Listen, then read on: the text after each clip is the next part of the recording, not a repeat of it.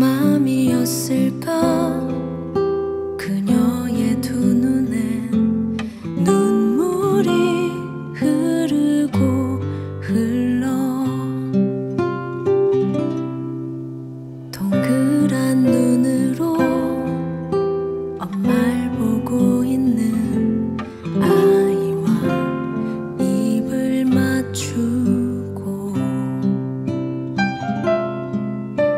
상자를 덮고 가까이에 띄우며 간절히 기도했겠지. 정처 없이 강물에 흔들흔들 흘러내려가는 그 상자를 보며 눈을 감아도 보이는 아이와 눈을 맞추며 주저앉아 눈물을 흘렸겠지. 너의 삶의 창주인, 너의 참 부모이신 하나님 그 손에 너의 삶을 맡긴다. 너의 삶의 창주인, 너를 이끄시는 주 하나님 그 손에 너의 삶을 드린다.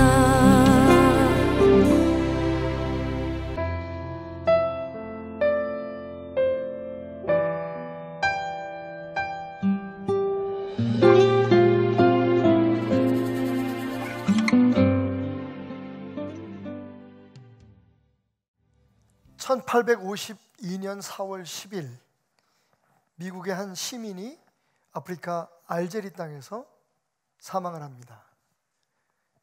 그리고 그 후로 31년이 지난 어느 날 미국 정부는 군함과 해군을 파견해서 그 사람의 유해를 미국 본토로 다시 이송하게 되죠. 그 사람의 유해가 뉴욕항에 군함에 실려 들어오는 날, 미국 뉴욕항이 개항된 이후로 최대의 인파가 모여들었습니다. 군악대의 연주와 함께 대통령을 비롯한 여러 국회의원들 그리고 사회 지도자들이 환영하는 가운데 그 유해는 미국으로 무사히 이송됩니다. 그리고 국립묘지에 안장되게 되죠. 그런데 재미있는 건 그 사람이 미국의 위용을 온 세계에 나타난 어떤 특별한 업적을 남긴 사람이었거나 혹은 전쟁의 영웅이 아니었다는 겁니다. 온 미국 사람들을 가슴 벅차게 했던 바로 그 인물은 Home Sweet Home이라고 하는 노래를 작시한 존 하워드 페인이었습니다. 즐거운 곳에서는 날 오라 하여도 내 쉴 곳은 오직 내 집뿐이네. 흔히 우리는 미국의 그 막강한 권력과 힘이 그들이 가지고 있는 군사력이나 무기 혹은 그들이 가지고 있는 부의 힘이라고 생각하지만 정작 미국 사람들은 마음속 깊숙이 그 위대한 미국의 힘은 바로 홈 스윗 홈, 행복한 가정에서 솟구친다고 생각하고 있었던 것입니다. 그런데 참 재미있는 일이 있습니다. 정작 그 홈 스윗 홈이라고 하는 노래를 작시한 페인은 단 하루도 그 달콤한 가정을 누릴 수 없었다는 거죠. 그는 평생을 독신으로 살다가 고국도 아닌 아프리카 땅 그 외로운 곳에서 홀로 그의 인생을 마칩니다. 홈 스윗 홈. 오늘부터 새로 시작하는 시리즈의 제목입니다. 5월 한 달 동안 우리의 삶의 힘이고 우리의 삶의 희망이 되는 홈 스윗 홈, 달콤하고 행복한 가정, 하나님께서 우리에게 허락하시고 축복하신 그 가정을 세워나가는 그 방법과 비결을 함께 생각해 보려고 합니다. 그리고 오늘 그 첫 번째 말씀, 우리가 수요 강좌 시간에 함께 나눴던 느헤미야서를 제가 함께 여러분과 나누면서 느헤미야 말씀 가운데 제가 밑줄을 그어놨던 본문입니다. 느헤미야서 4장 14절 우리가 함께 읽었죠? 내가 돌아본 후에 일어나서 귀족들과 민장들과 남은 백성에게 말하기를 너희는 그들을 두려워하지 말고 지극히 크시고 두려우신 주를 기억하고 너희 형제와 자녀와 아내와 집을 위하여 싸우라 하였느니라. 여러분, 느헤미야가 한 말입니다. 그런데 여기 우리가 갖게 되는 한 가지 질문이 있습니다. 느헤미야서는 무너져 있는 조국의 성벽을 재건하기 위해서 자기의 인생의 모든 것을 던지고 그 일에 투신했던 느헤미야의 이야기인데, 다시 말하면 성벽을 세우는 이야기인데 왜 갑자기 가족을 위해서, 집을 위해서 싸우라고 그가 얘기하고 있느냐 하는 겁니다. 여러분, 그런데 다시 생각해 보면 바로 거기에 우리의 가정, 특별히 그 가정을 홈 스윗 홈, 누구나 편안히 머물고 누구나 하나님께서 허락하신 축복을 누리며 그것을 나누는 통로로서의 가정을 세우는 비결이 있다는 겁니다. 오늘 느헤미야가 우리에게 주는 이 말씀의 교훈에 따르자면 가정은 가정 안에서 지키는 게 아니라 가정을 지키기 위한 성벽을 쌓는 데서부터 지켜져야 한다는 것입니다. 자, 쉽게 갑시다. 간단하게 가십시다. 한번 따라해 보겠습니다. 행복한 집은 싸워서 세웁니다. 집을 위해 싸우십시오. 집을 위해 싸우십시오. 집을 위해 싸우십시오. 이렇게 말하면 어떤 분들은 가슴이 벅차오를 겁니다. 그래, 맞아. 좋은 집을 사기 위해서 우리가 세상에 나가서 뭔가 열심히 해야 돼. 여러분, 이 집은 그 집 아닙니다. 가정입니다. 느헤미야 말처럼 너희 형제, 너희 자녀, 너희 아내가 있는 곳, 그 집, 하우스가 아닌 가정, 홈을 위해서, 패밀리를 위해서 싸우라고 이야기를 합니다. 어떻게 해요? 성벽을 쌓는 일에 너희가 동참함으로. 여러분, 하워드 페인이 노래했던 홈 스윗 홈, 그리고 오늘 우리가 소망하는 이 가정의 달에 1년에 한 번쯤은 꼭 다시 한번 우리가 되뇌이는 이 행복한 가정, 정말 하나님이 축복하신 가정을 이루기 위해서는 여러분 싸워야 한다는 사실을 기억하시기 바랍니다. 행복한 가정은, 스윗 홈은 그냥 주어지는 게 아닙니다. 싸워서 세워야 하는 것입니다. 그런데 사실 이 진리는요, 성경을 진지하게 연구하는 사람이라면 이미 하나님께서 이 땅에 최초의 가정을 세우실 때에 주신 축복 속에 담겨 있었다는 것을 알 수 있습니다.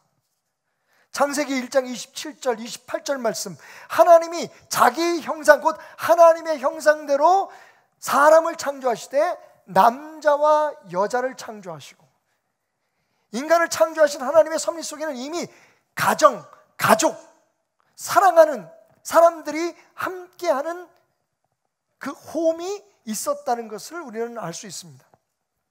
그런데 하나님께서 그 가정을 창조하시고 난 후에 이렇게 말씀하십니다. 하나님이 그들에게 복을 주시며, 28절이죠. 하나님이 그들에게 이르시되 생육하고 번성하여 땅에 충만하라. 아멘. 여러분의 가정이 생육하고 번성하고 땅에 충만한 가정이 되시길 주님의 이름으로 축원합니다. 자, 여기까지는 그냥 주어지는 약속된 축복으로 여겨집니다만, 그런데 다음 말씀을 주목하십시오. 하나님은 이어서 이렇게 말씀하십니다.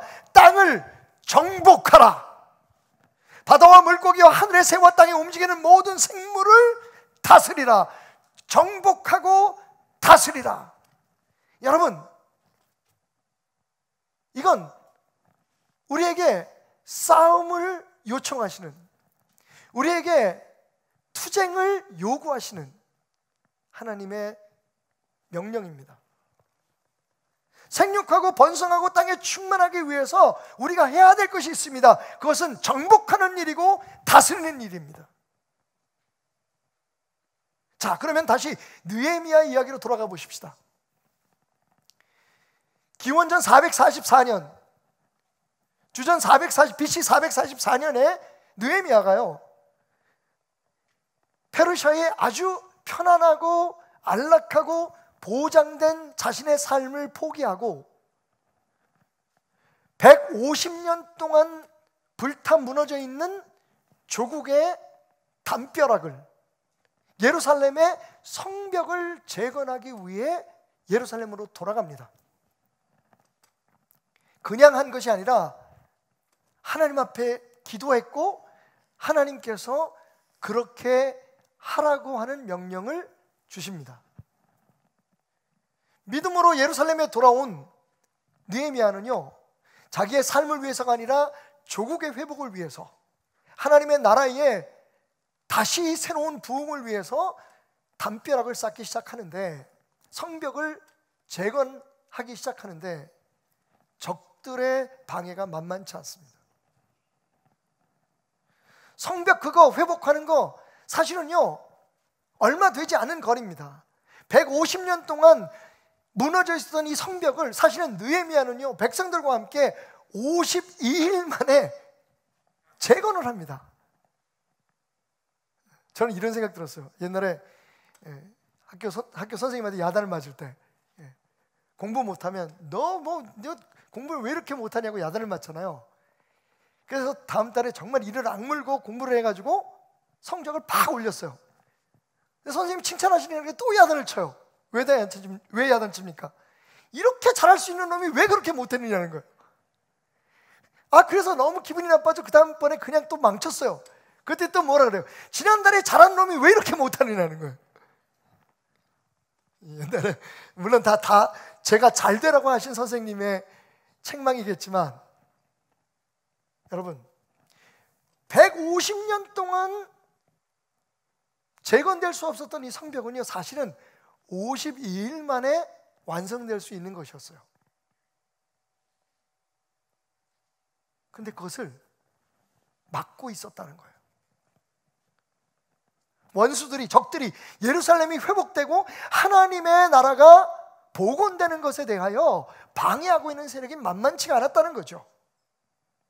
그리고 그들은 성벽을 재건하지 못하도록 하면 그 안에 있는 하나님의 축복과 그리고 축복 속에 담겨져 있는 하나하나의 모든 것들이 재건될 수 없다는 것을 정확히 알고 있었습니다.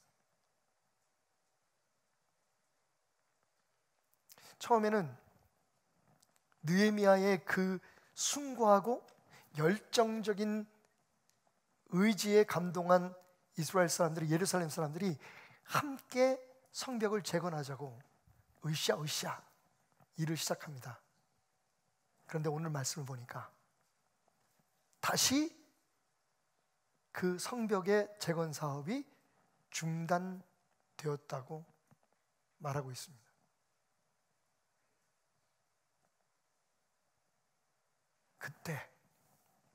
그때 느헤미야가 꺼내든 것이 가정입니다.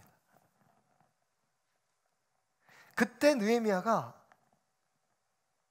모든 것을 포기하고 다시 주저앉은, 여러분 이건 처음도 아닙니다. 150년 동안 시도했다가 주저앉고 시도했다가 포기하고, 사실은 어쩌면 그래서 더 그래서 더 힘겨운 일일지도 모르는 그 상황 속에서, 절망적인 상황 속에서 느헤미야가 그 예루살렘 사람들, 이스라엘 사람들의 마음을, 하나님의 사람들의 마음을 다시 뜨겁게 하려고 들고 나온 것이 뭐냐면 가정이었습니다. 나라를 세우고 하나님의 뜻을 다시 펼치기 위해서 이렇게 아주 거창한 이유를 들고 나온 게 아니라 뭐라고 얘기합니까? 가정을 위해서 하자는 겁니다. 내 가정을 위해서 싸워야 된다는 겁니다. 이 성벽이 완성되는 것은 나라의 부흥과 하나님께서 우리에게 맡기신 사명을 감당하는 것뿐만 아니라 바로 여러분의 가정, 나의 가정을 회복하기 위한, 그것을 지키기 위한 방법입니다. 여러분, 그러니 가정을 위해 성벽을 세웁시다. 가정을 위해 싸웁시다. 그리고 그런 느헤미야의 외침은 많은 사람들의 마음속에 실제적인 영향력을 미칠 수 있었다는 겁니다. 사랑하는 여러분, 오늘 저는 그 느헤미야의 외침이 저와 여러분에게 들려오기를 주님으로 축원드립니다.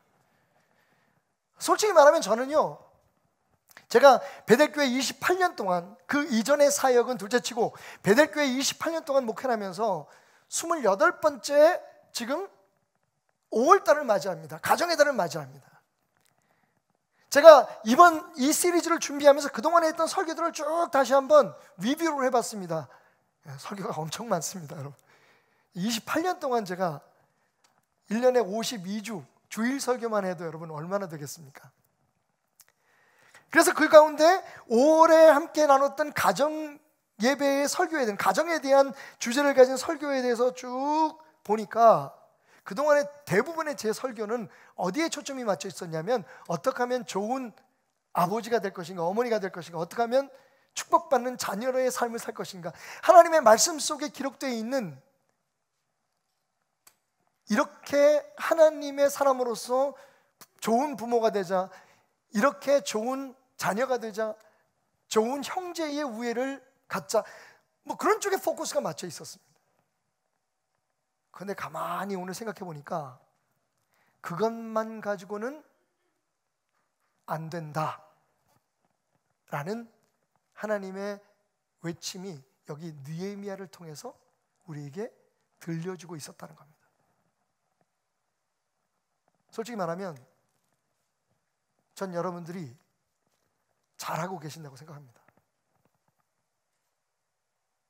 더 잘하라고 말씀드리지만, 더 좋은 부모가 되라고 얘기하지만, 솔직히 말하면 여러분 정말 할 수 있는 대로, 할 수 있는 만큼, 제가 저 자신을 생각해봐도 그래요. 최선을 다하고 있는 거예요. 힘이 부족하거나 능력이 없거나, 혹은 때로 부모로서 우리가 해야 될 일에 대해서 잠깐 잊고 있을 뿐이지, 정말 하나님의 사람으로서 하나님의 가정을 이끌어가기 위해서 이런 부모가 돼야 된다, 저런 부모가 된다, 이런 자녀가 돼야 된다, 저런 자녀가 돼야 된다, 이런 형제가 돼야 된다, 신경 안 쓰는 사람이 어디 있습니까? 그런데 그것만 가지고는 안 되더라는 거죠. 오늘 우리의 집을 위해서 싸우되 집 안에서 싸우는 것에서 잠깐 눈을 돌려서 집 밖으로부터 우리에게 밀려오는 그 적의 공격을 맞서 싸우기 위해 믿음의 울타리, 은혜의 성벽을 재건하는 저와 여러분 되시기를 주님으로 축원합니다.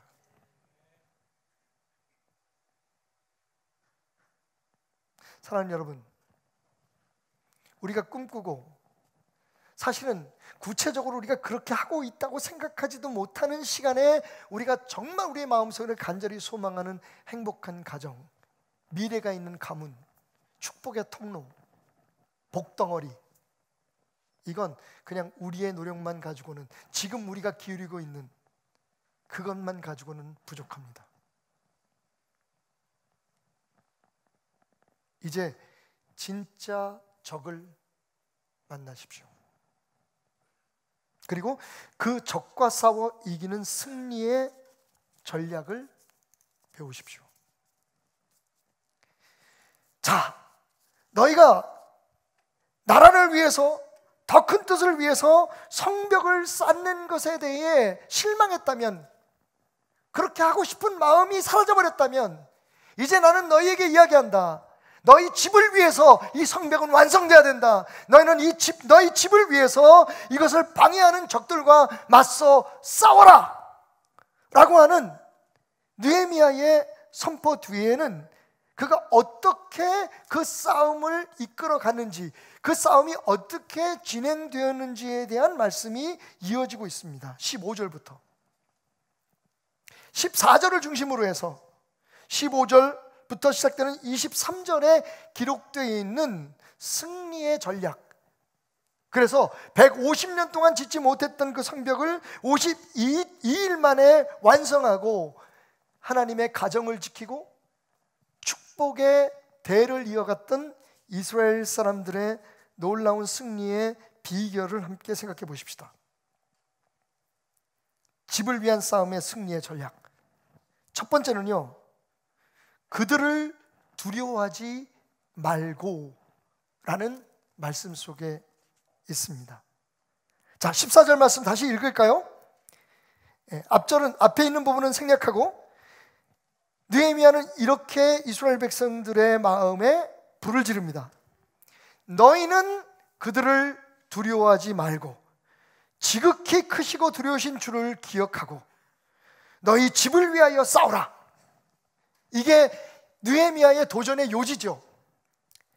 자, 이 말씀을 세 개의 부분으로 나눌 수가 있는데, 첫 번째 뭐냐면 너희는 그들을 두려워하지 말라는 데 있습니다. 집을 위해서 우리가 우리의 가정을 지키고 그 가정을 하나님의 축복의 통로로서 계속 지켜 유지하며 자손 대대로 이어가기 위해서 제일 먼저 해야 될 것은 뭐냐 하면 그들을 두려워하지 않는 것입니다. 자, 그들은 누구입니까? 우리의 가정을 무너뜨리려고 하고 우리의 모든 수고와 노력, 사실은 여러분 이 그들이 더 위험한 게 뭐냐 하면 눈에 보이지 않기 때문입니다. 심지어는 우리의 관심 밖에 도사리고 있기 때문입니다. 그들에 대해서 정확히 알아야 합니다. 다시 말하면 대적의 정체를 알아야 된다는 거예요.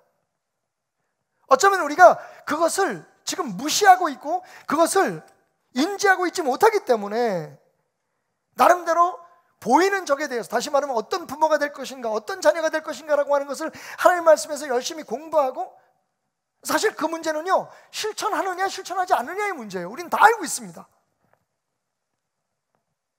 정말 적은 코로나19처럼 눈에 보이지 않는 것입니다. 우리의 가정을 파괴하는 적은 눈에 보이지 않게 지금 도사리고 있습니다. 15절부터 말씀 보십시다. 우리의 대적이 우리가 그들의 의도를 눈치챘다 함을 들으니라. 하나님의 그들의 꾀를 패하셨으므로 우리가 다 성에 돌아와서 각각 일하였는데 그때로부터 내 수하 사람들의 절반은 일하고 절반은 갑옷을 입고 창과 방패와 활을 가졌고 민장은 유다 온 족속의 뒤에 있었으며, 여러분 이 싸움은요 적을 정확하게 인지하고 적의 실체를 아는 데서부터 시작됐다는 거예요. 우리의 눈에 보이지 않는 적은 누굴까요? 사도 바울이 에베소서 6장 12절의 말씀에서 이렇게 얘기하죠. 우리의 씨름은 혈과 육을 상대하는 것이 아니고 통치자들과 권세들과 이 어둠의 세상 주관자들과 하늘에 있는 악의 영들을 상대합니다. 여러분, 이 열거되고 있는 존재들의 공통점이 뭔지 아십니까? 우리의 삶에 지대한 힘과 영향력을 발휘하는 존재들이라는 거예요. 통치자, 우리를 통치하는 사람들을 뜻합니다. 권세들, 어떤 한 사람 두 사람이 아니라 어떤 무리들과 그리고 우리 주변에 존재하고 있는 힘들,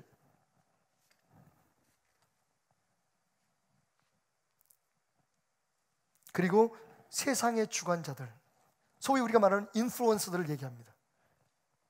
말로, 행동으로, 혹은 어떤 방법으로 우리의 삶, 우리의 가정, 우리의 자녀들의 삶 속에 영향을 미칠 수 있는 그들, 그리고 그것들. 그런데 그 배경에는 하늘에 있는 악한 영, 사탄이 있다는 겁니다.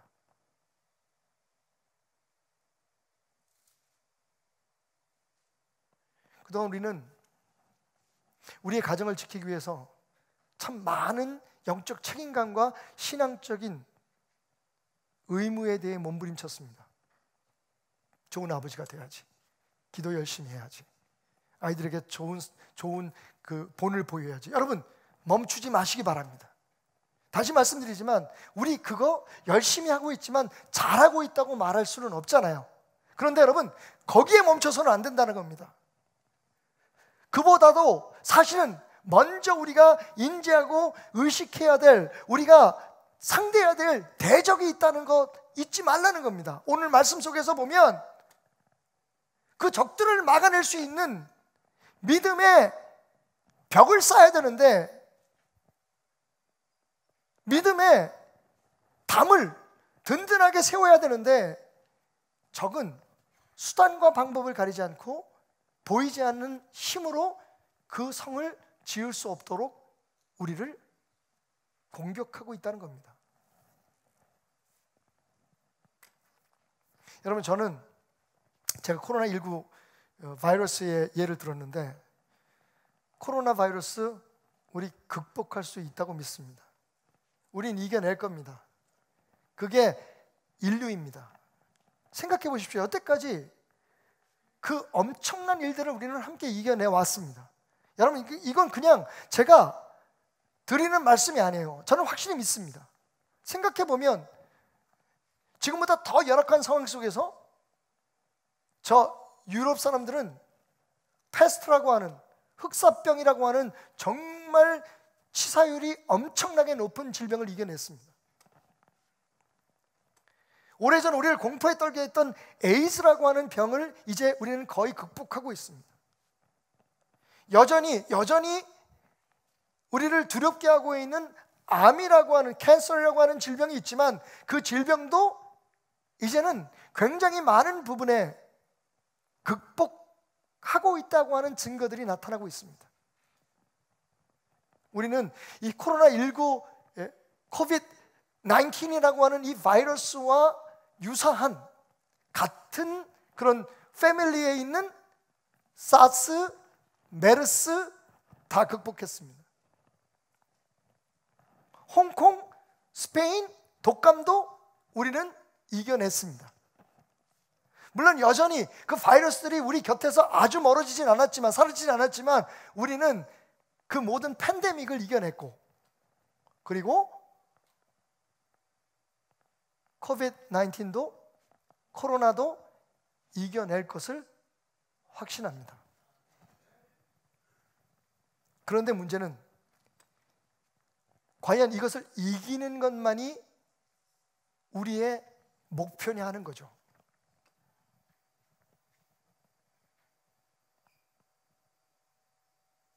제가 항상 기도할 때마다 요즘 많이 하나님 앞에 여러분과 아뢰는 것이 있습니다. 간구하는 게, 그게 뭐냐면, 이 코로나는 분명히 이겨낼 거지만, 여러분 이겨내지만 중요한 건 이 코로나가 지나가고 난 후에, 코로나를 겪으면서 우리가 정말 받고 찾아내고 다시 깨닫게 되었던 그 소중한 것들, 잊고 있었던, 그리고 잃어버렸던 소중한 것들을 코로나가 끝나고 남과 함께, 코로나를 극복함과 함께 다 또 잃어버리는 그런 사람들이 되지 않게 해달라고.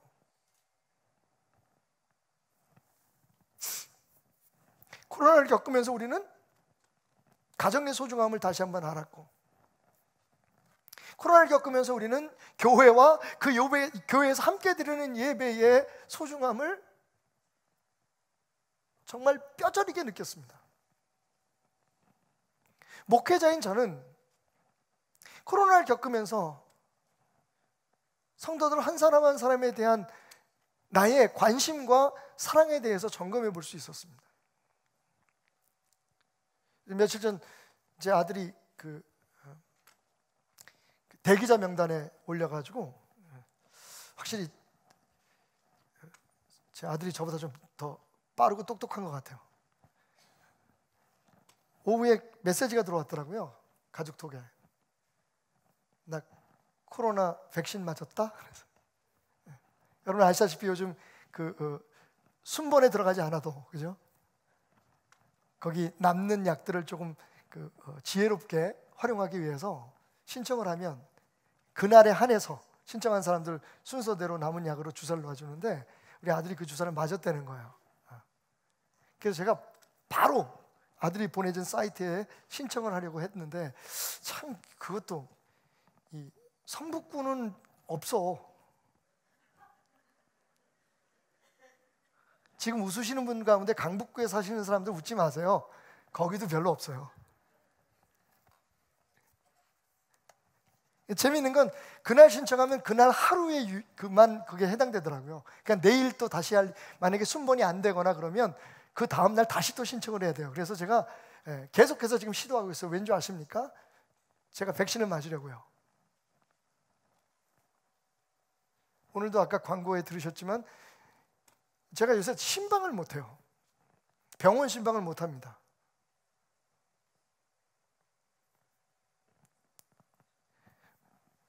박상길 장로님 지금 응급 상태신데 오지 말래요. 제가 뭐 가서 그분을 살릴 수 있거나 그런 건 아니지만, 사실은 박상길 장로님은 저에게는 또 아주 특별한 분이세요. 어찌 보면 제가 목사로서 목사다워지는 그 과정에 제게 엄청난 은혜를 입혀주셨던 분이에요.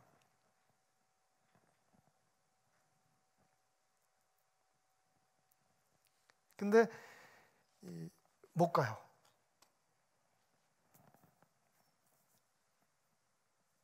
그래서 알아봤더니 백신을 맞으면 갈 수 있대요. 백신 맞고 싶어요.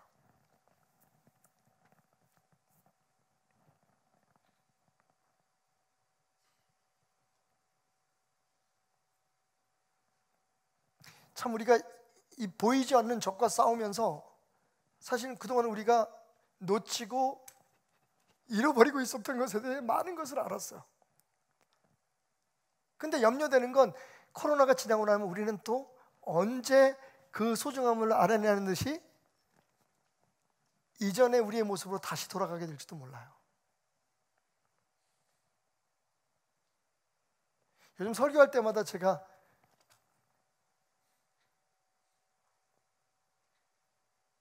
많이 던지는 질문이죠. 아니, 하나님의 성을 쌓으라고 허락하시고 느헤미야를 보내놓고 그 성을 쌓는 걸 반대하는, 방해하는 적들을 또 그냥 허락하신 이유가 뭘까? 하나님 정말 우리의 삶을 가지고 장난치시나? 그리고 우리는 거기에 대한 답을 이렇게 얘기합니다. 하나님은 성 쌓는 것 자체가 목적이 아닌 걸 그들이 알기를 원하셨어. 왜 성을 쌓는지에 대해서, 성을 쌓고 난 후에 어떠한 축복을 우리가 누려야 되는지에 대해서. 여러분, 죄를 짓고 난 후에, 타락한 후에 이 땅에서 살아가는 우리 모두에게 끊임없이 하나님께서 던지시는, 우리 스스로는 알지 못하면 물을 수 없는 질문입니다. 그죠? 하나님 날 축복해 주신다 그러고 내 기도 다 들어주신다 그러는데 왜 내게 이런 어려움을 주십니까? 왜 우리 가정에 이런 힘든 일을 주십니까? 왜 이스라엘을 가나안으로 데려가시면 그냥 데려가시지 40년 동안 뺑뺑이를 돌리십니까? 그냥 가면 가게 하시지 지름길을 놔두고 왜 홍해 바다로 인도하십니까? 그 착한 다니엘과 그 기도 열심히 하는 다니엘을 왜 사자굴에 집어넣으십니까? 왜 사드락 메삭 아벳느고 죽으면 죽을지라도 그리 아니하실지라도 나는 하나님을 섬기겠습니다라고 하는 그 예쁜 사람들을 왜 불 속에 던지십니까? 왜 느헤미야를 성벽을 지으라고 보내셔놓고는 그 성벽을 방해하는 사람들을 같이 보내셨습니까? 왜? 하나님은 우리의 승리에 목적이 있는 게 아니라 우리가 그 승리를 통해서 지켜야 하고 그 승리를 통해서 알아야 할 것들을 깨닫기를 원하시는 거죠. 그게 하나님과의 관계, 그리고 우리가 정말로 소중하게 지켜야 할 것들, 그리고 그것을 지키기 위한 방법들.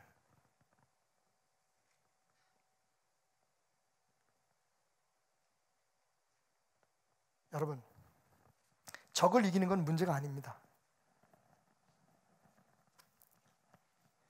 하나님께서는 굳이 바로와 애굽 사람들과 10가지의 재앙을 통해서 싸우실 필요가 없으셨던 분입니다.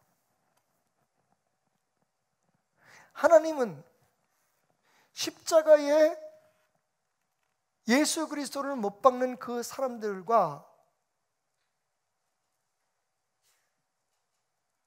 그렇게 경쟁을 하실 분이 아니십니다. 그들의 조롱을 이겨내실 필요가 없는 분이라는 거죠. 우리가 아는 하나님은 그렇습니다. 그런데 또 다른 우리가 아는 하나님은 그럼에도 불구하고 사람들과 다투십니다. 우리가 원하는 대로 형통한 길로 우리를 인도하지 않으시고 우리를 돌쳐서 홍해 바닷길로 인도하십니다. 여러분, 적을 물리치는 건 아무것도 아닙니다. 중요한 건 그 적을 우리가 알고 그 적을 물리치기 위해서 우리가 깨달아야 될 것이 무엇이냐 하는 겁니다. 그 적은 생각 외로 우리들에 대해서 너무 잘 알고 있습니다. 우리가 무엇을 지키려고 하는지, 그런데 그것을 지키는데 우리에게 어떤 약점이 있는지, 우리의 대적이 우리가 그들의 의도를 눈치챘다, 사탄은 알고 있습니다. 그래서 우리의 관심을 원래 지키려고 했던 것에 대해서 돌려서 다른 것에 쏠리게 만듭니다. 이번 주부터 여러분 주보를 보시면 항상 제가 함께 여러분과 나누고 싶었던 책들에 대해서 추천을 했는데, 이 5월달 2021년 5월달 한 달 동안에 여러분의 영화를 추천하라고 해요. 그 첫 번째 영화는 미나리입니다.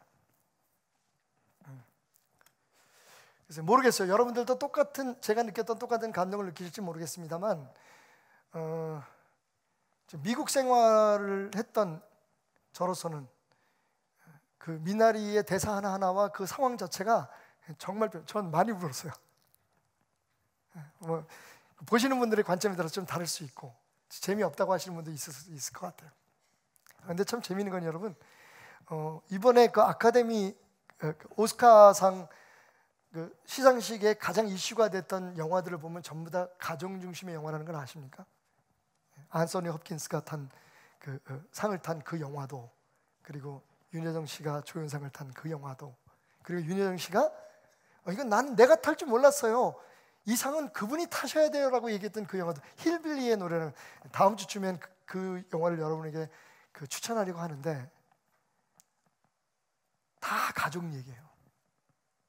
우리가 지키기 위해서 어떤 시행착오를 행하고 있고 그것을 왜 지켜야 되는지.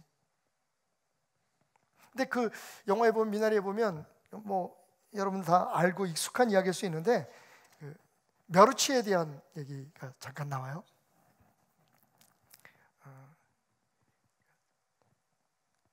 그러니까 외할머니가 그 미국에 살고 있는 그 집에 왔는데 올 때 가져온 게 있죠. 고추장하고 마른 멸치입니다. 근데 멸치 그러면서 그 삶의 응어리를 풀라라는 책에 나와 있던 글 하나가 생각이 났어요. 미국 유학 가 있는 딸이 엄마한테 편지를 하죠. 엄마, 멸치 국물로 마른 국수가 너무 먹고 싶어요. 마른 멸치 좀 보내주세요. 그 편지를 받은 엄마가 시장에 가서 가장 좋은 최상급의 멸치를 사서 머리를 따고, 죄송합니다, 이건 이제 이렇게 표현해야 맞는 것 같아. 그 책에 있는 대로 대가리 따고 똥 떼내고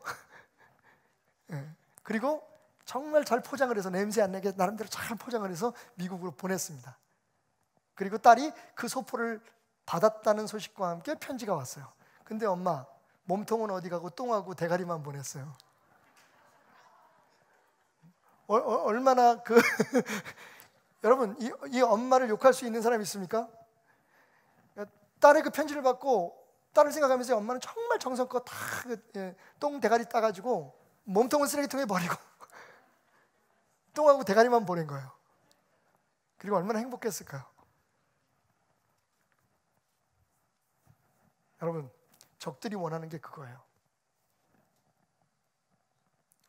요즘 온통 사회 이슈가 되고 있는 부동산 문제, 주식, 비트코인. 여러분, 우리가 이거 싸우는 이유가 뭡니까 도대체?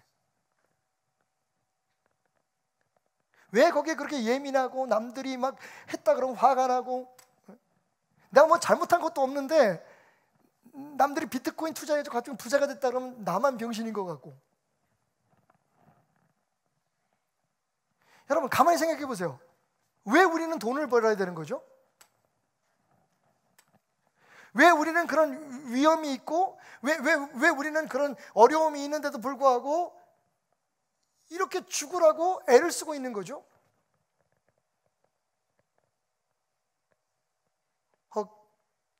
어리석은 질문 같지만 사랑하는 사람들을 위해서 아닌가요? 근데 그 사랑하는 사람들은 다 어디 갔나요 지금?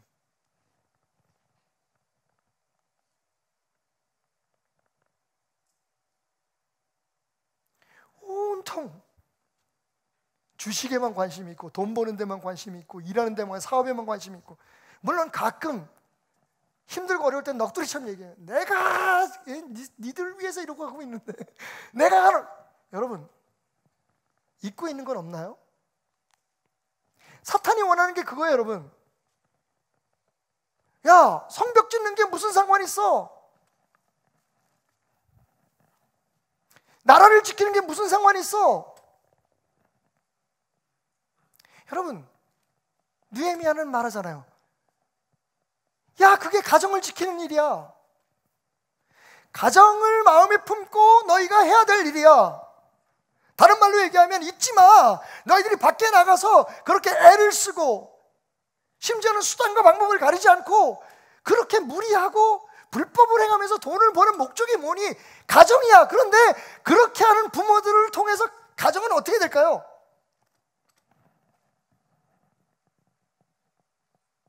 그게 적들이 하는 일이에요. 그냥 무조건 힘으로 뿐만 아니라 우리가 정말 무엇을 위해서 싸우고 있는지, 왜 싸워야 되는지 그 사실을 잊게 만드는 것이 적들의 공격이에요. 여러분, 부득불 조금의 부담감을 안고 한 가지 이슈는 꼭 말씀드려야겠네요. 시간이 좀 흘러가고 있습니다만, 최근에 한 여자 연예인을 통해서 비혼 출산에 대한 이슈가 많은 사람들에게 알려지게 되었습니다. 가만히 보면 여러분 느끼시겠지만, 물론 거기에 대해서 부정적인 생각을 가지고 있는 사람도 있지만, 계속해서 프로그램에 나오고 그 비혼에 대해서 톡쇼에 나오고 이야기하고 이렇게 하는 모습을 보면서, 누구라고 말씀을 안 드리겠습니다만 여러분 이미 알고 있으니까, 사회가 거의 그런 그녀의 행동과 선택에 대해서 굉장히 칭찬을 하는 분위기로 뭔가 오랫동안 풀려야 될 문제가 풀린 것처럼 이야기를 하는 것을 보면서 저는 솔직히 두려웠습니다. 그런 질문을 받기도 했지만,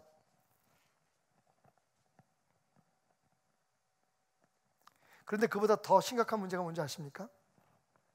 그 심각한 문제는 나라를 위해서 블레셋과 싸우는 삼손 주변에서 지켜보고 있는 아무 생각 없는 구경꾼들이죠. 도대체 이런 자그마한 이슈 하나하나를 통해서 사회에 어떤 일들이 일어나고 있는지, 소위 좋은 가정을 만들기 위해서 좋은 부모가 되어야 되겠다는 우리들이 생각하지 않는다는 겁니다.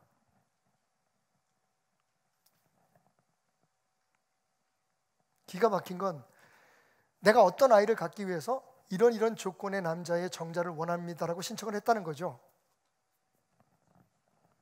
그리고 그 정자를 통해서 아이를 갖습니다.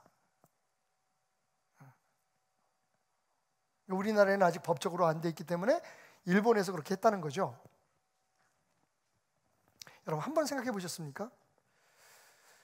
그 자체에 대해서 대단한 용기라고 이야기하기 전에 그 아이에 대해서는 한번 생각해 봤나요? 그리고 가정은요, 여러분. 아니, 조금 더 지나치게 나간다면, 남자 엄마와 남자 아빠가 입양해서 키우는 아이의 미래는 어떻게 될까요? 물론 다 잘 안 된다는 얘기는 아니에요, 여러분. 근데 다시 말씀드리지만, 우리가 잊고 있었던 질문이죠. 무엇을 위해? 왜?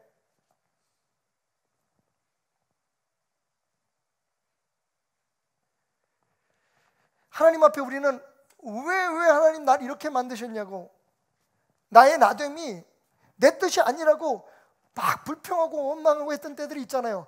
근데 그 아이들은요, 여러분, 제가 소름이 끼쳤던 건 오래전에 멋진 신세계라고 하는 소설에 나왔던 이야기들이 그대로 이루어지고 있다는 겁니다. 공장에서 사람을 만들어내는 거죠.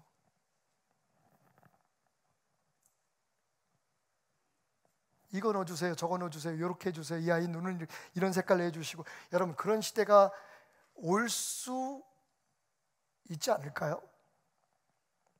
한 번쯤 더 물어봤어야 되지 않을까요? 그리고 그런 이슈에 대해서 대처하는 우리들의 자세는 어떨까요? 제가 지금 말씀드리고 싶은 게 그거예요. 우린 지금 적을 모르고 있다는 겁니다.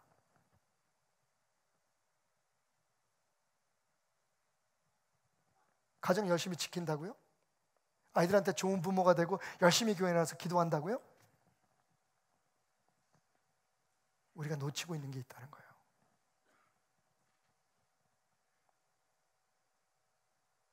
적을 알아야 됩니다.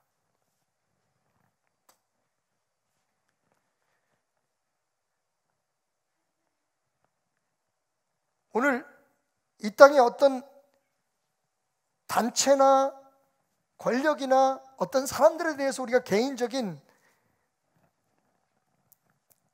우리 나름대로의 행동을 유보하고라도, 한 가지 여기서 참고적으로 말씀드리면, 베델교회는 단체 행동을 지향합니다.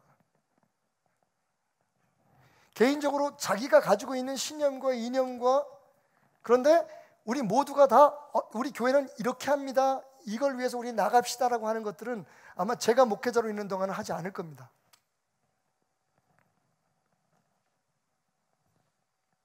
그럼에도 불구하고, 그렇다고 해서 제가 이 적들에 대해서 무방비하게, 무지하게 아무것도 하지 않고 있지는 않을 겁니다. 오늘 설교의 요지는 바로 그겁니다. 우리가 아무리 집에서 아버지의 역할, 자녀의 역할을 잘한다고 해도, 여러분, 이 믿음의 벽을 온전히 복원하는 데에 함께 마음을 모으지 않는다면, 우리가 힘을 다하지 않는다면 우리의 힘으로는 부족합니다. 안 됩니다. 그저 우리는 무거운 책임감, 그리고 할 수 있었는데 못했다고 하는 죄책감에 희생자가 될 뿐입니다. 진짜 적은 밖에도 있습니다. 우리가 살아가고 있는 우리 자녀들이 숨쉬고 있는 그 공간 모든 곳에, 심지어는 우리의 안방, 우리의 거실까지 미디어를 통해 혹은 여론을 통해 혹은 어떤 생각과 이념들을 통해, 여러분 여기서 조심해야 될 건 여러분이 좋아하는 쪽을 더 조심하십시오. 어느 쪽도 하나님의 뜻이라고 장담하지 마십시오.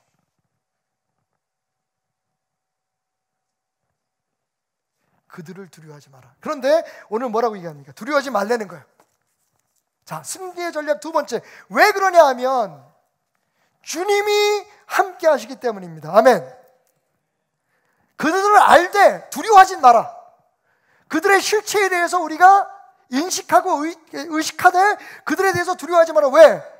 4장 19절, 내가 귀족들과 민장들과 남은 백성들에게 이르기를 이 공사는 크고 넓음으로 우리가 성에서 떨어져 거리가 먼즉 너희는 어디서든지 나팔 소리를 듣거든 그리로 모여서 우리에게로 나오라. 그 다음이 중요해요. 뭐라고 선언합니까? 우리 하나님이 우리를 위하여 싸우시리라. 아멘. 우리 하나님이 우리를 위해서 싸우실 것입니다. 우리 하나님이 우리의 집을 위해서 싸우실 것입니다. 여러분이 마음에 깨닫고 깨어서 이 싸움에 동참할 의지가 있다면 하나님이 우리의 집을 위해 싸우실 것입니다. 그냥 싸우려는 게 아닙니다. 하나님이 싸워주실 것이니까 그 싸움에 동참하라는 것입니다. 하나님이 박테라미를 위해 싸우실 것입니다. 하나님이 여러분을 위해 싸우실 것입니다. 여러분의 자녀들을 위해 싸우실 것입니다. 내적으로는, 가정 안에서는 우리 나름대로 하나님 말씀대로 어떻게 자녀들을 육성하고 양육하고 어떻게 우리가 우리 부모들을 잘 섬길 것인가, 거기에 대한 노력해야겠지만 하나님께서 우리에게 요청하시고 우리를 소집하신 그 영적 싸움, 밖으로부터 밀려 들어오는, 스며 들어오는 그 모든 것에 대한 싸움에도 깨어있는 여러분 되시기를 바랍니다. 그 적을 알되 그러나 두려워하지 말라고 말씀하시는 하나님의 음성을 들으시기 바랍니다. 하나님이 위하여 싸워주신다고 말씀하십니다. 오늘 말씀처럼 우리는 너무 약합니다. 백성의 숫자는 작고 우리가 해야 될 일은 많고, 그러나 두려워하지 마라. 하나님이 함께 하신다. 적은 우리는 알고 있고 우리는 적에 대해서 까맣게 잊고 있고, 그래도 두려워하지 마라. 하나님이 함께 하시고 하나님께서 싸워주신다. 자, 그러면 우리가 해야 될 일은 무엇입니까? 마지막 세 번째로 싸우라는 겁니다. 그러니까 하나님이 우리를 위해서 싸우시니까 구경만 하는 게 아니에요.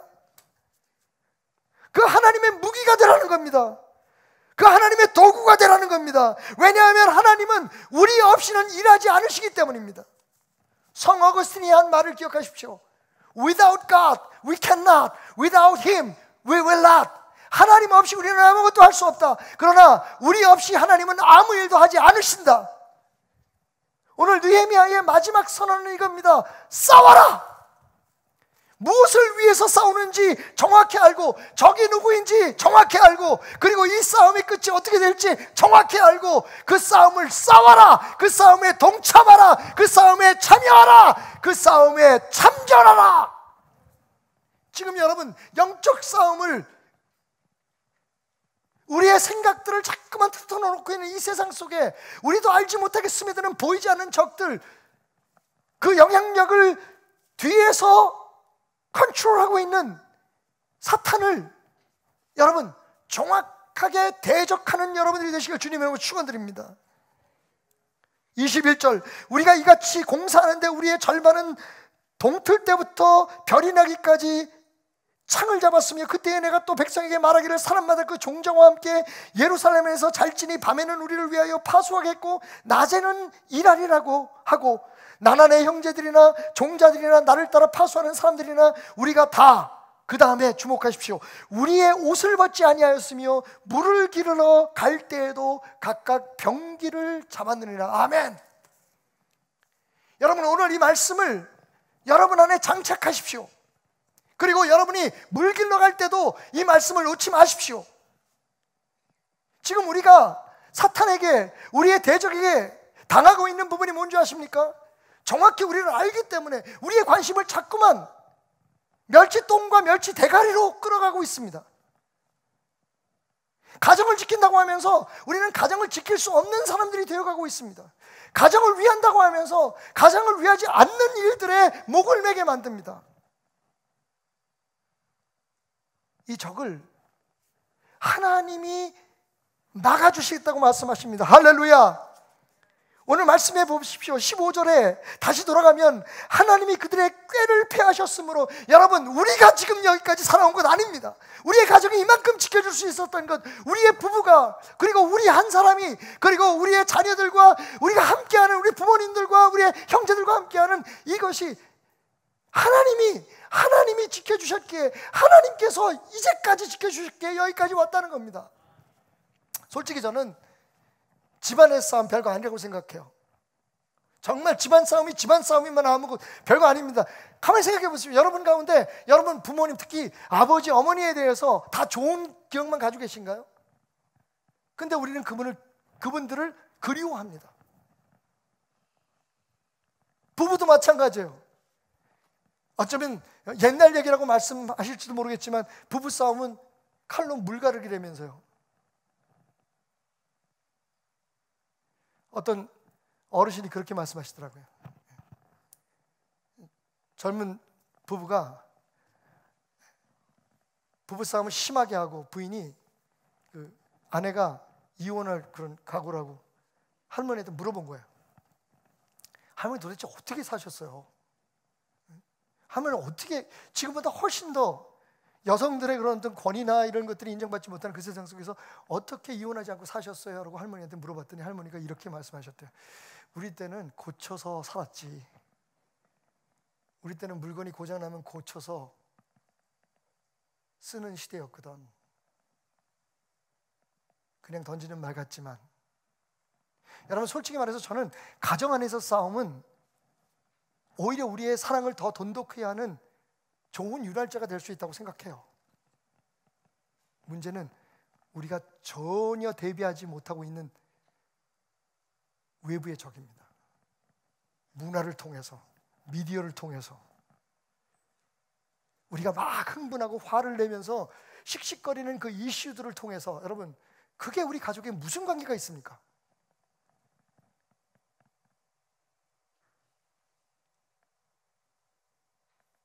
거기에 맞싸울 수 있도록 깨어있지 않으면, 거기에 대해서 우리가 맞싸우려고 하지 않으면 우리의 집안에서의 싸움은 수포로 돌아가게 말 것입니다.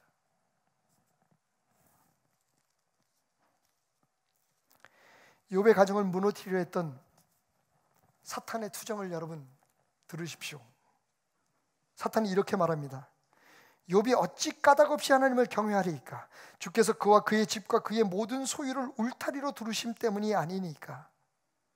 주께서 그의 손으로 하는 바를 복되게 하사 그의 소유물이 땅에 넘치게 하셨음이니이다. 여러분, 사탄이 이렇게 얘기합니다. 내가요 보니까 하나님이 울타리로 욥의 가정을 지켜주시니까, 그러니까 저 집이 저렇게 잘 되는 겁니다.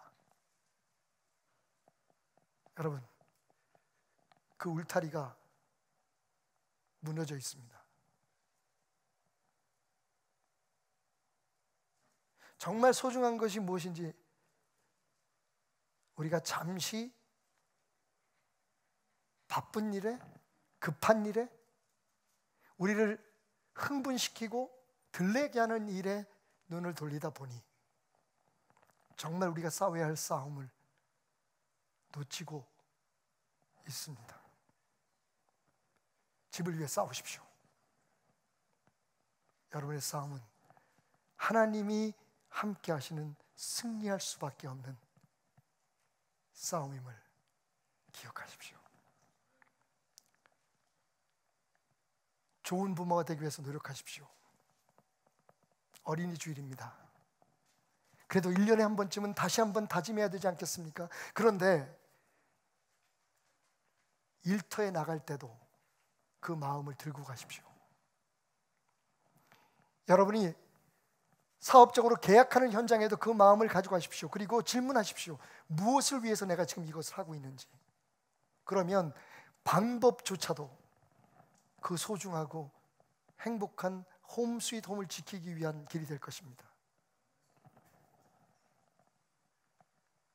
물을 길러갈 때도 무기를 놓지 않았던 사람들처럼 직장에도 주님과 함께하는 하나님이 역사하시는 그 싸움의 현장이 벌어지고 있다는 사실을 기억하는 여러분이 되십시오. 지금 우리가 정말 지켜야 할 건 홈 스윗 홈입니다.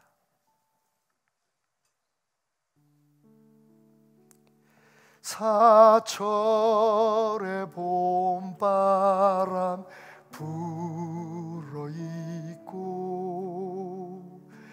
하나님 아버지 모셨으니 믿음의 반석도 든든하다. 우리 집 즐거운 동산이라. 고마워라 임마누엘. 예수만 섬기는 우리 집. 고마워라 임마누엘.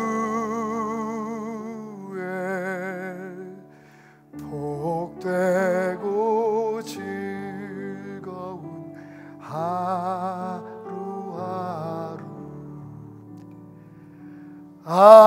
아침과 저녁에 수고하고 다 같이 일하는 온 식구가 한 상에 둘러서 먹고 마셔. 여기가 우리의 낙원이라.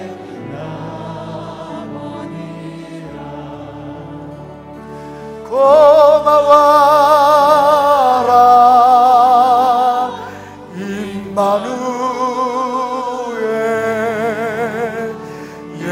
예수만 섬기는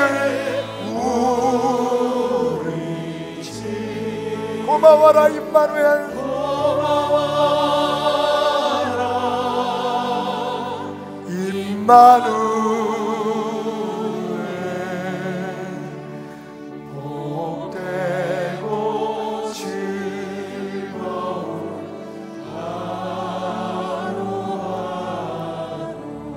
히틀러의 암살에 관여했다고 하는 죄명으로 옥에 갇혀 순교를 하게 된 본헤퍼. 그에게 야콘녀가 편지를 씁니다. 우리가 함께 이뤄나갈 가정을 위해 혹시 당신은 그 일을 포기할 수 없겠습니까? 그런 가족들에게, 그런 어머니와 야콘녀에게 본헤퍼가 쓴 편지가 있습니다. 그 선한 힘에 고요히 감싸며 그 놀라운 평화를 누리며 나 그대들과 함께 걸어가네. 나 그대들과 한 해를 여네. 우리 모두 자리에서 일어나서 함께 찬양하십시다. 지나간 어물 어둠의 날들이 무겁게 내 영혼 짓눌러도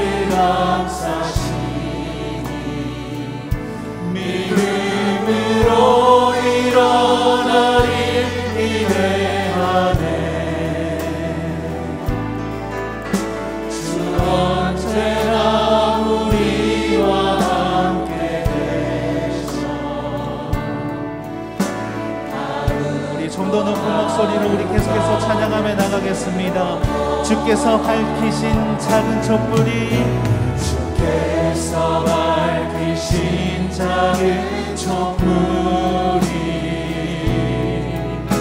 어둠을 헤치고 타오르네.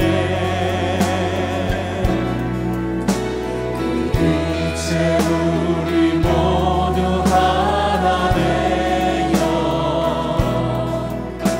온 누리에 비추게 하소서.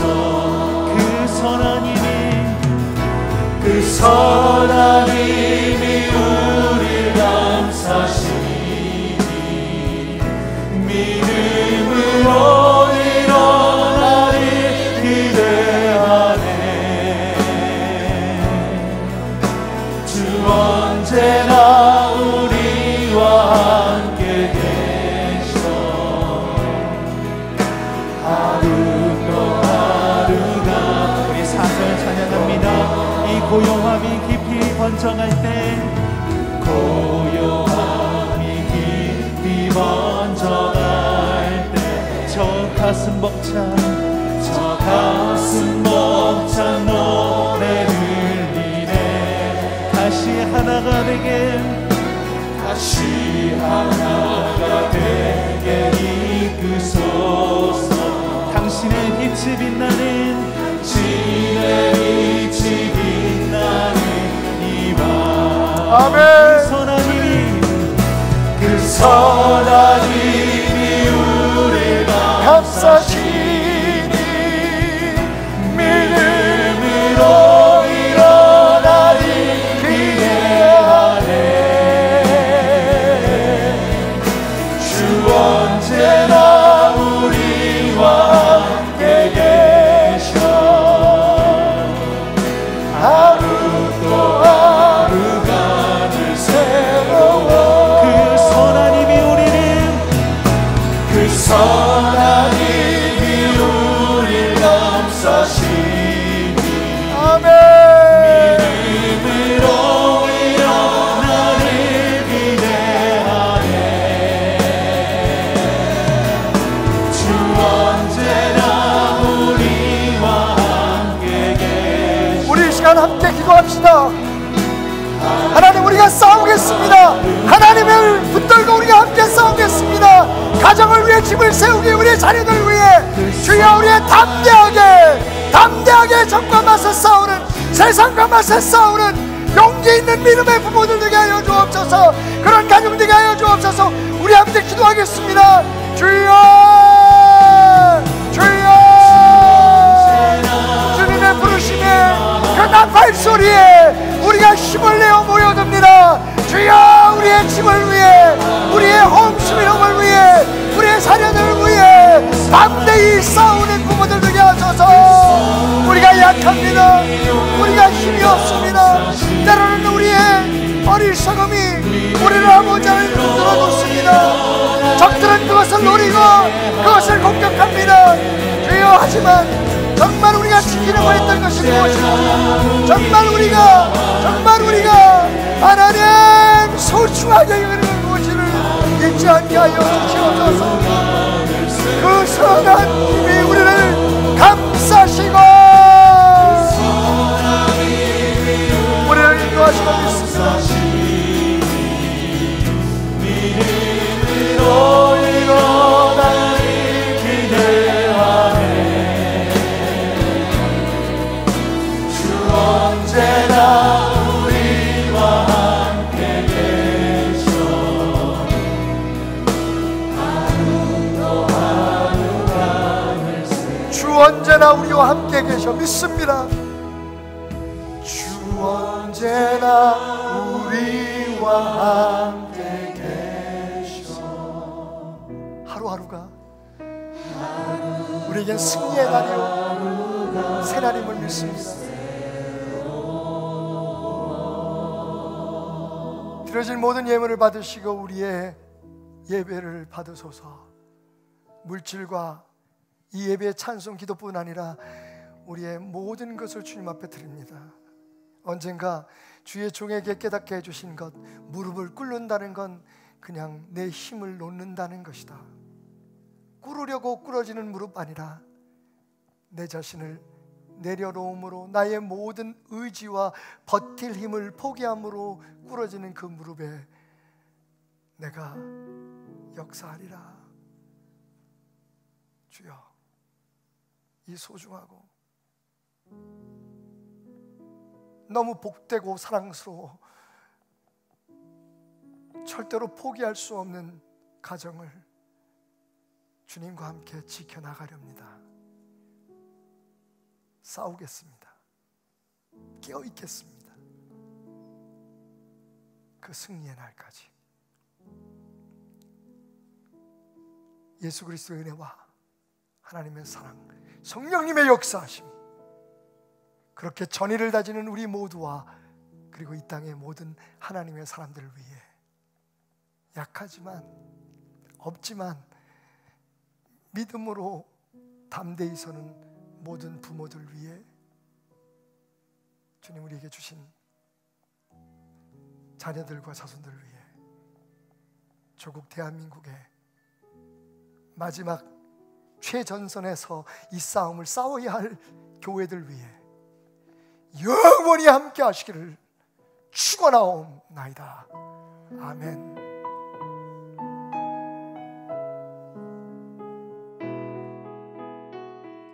할렐루야. 박수 하나님 앞에 영광을 돌려